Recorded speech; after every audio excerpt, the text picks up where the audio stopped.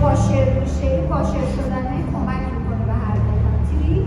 توی 4 پاتو کلا برمیگردونی عقب، توی 5 پای چپت میاد عقب و دوباره میاد جلو.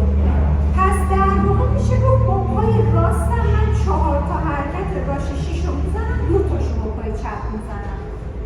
پاشنه، پنجه، کف، برگرد.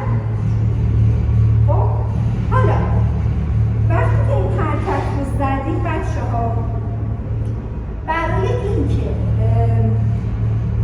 در واقع تعادلتون رو از دست ندید، یه بار حرکت رو انجام بدید. وایسید بهتون میگم 1 2 3 4 5 6. دوباره که ما بخوایم این حرکت رو تکرار کنیم، پاتون رو بر نگردونید سمت جلو، پا رو این دفعه از پشت شروع کنید. 1 2 3 4 5 6. 1 2 3 4 5 6.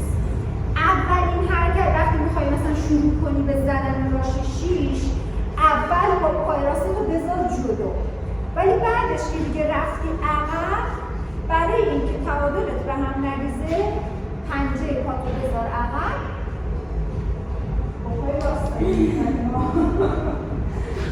پنجه پات رو بذار عقب، بعد دومین حرکت به سمت جلو باشه. اگه بخوایم با موزیک بریم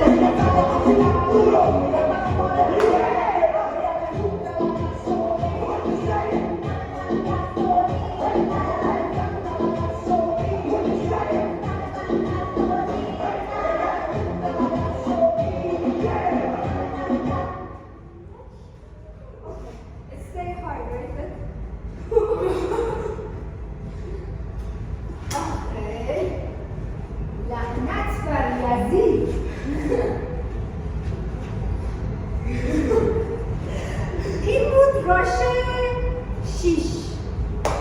بریم راش 7. راش 8 رو نشان بدیم. 8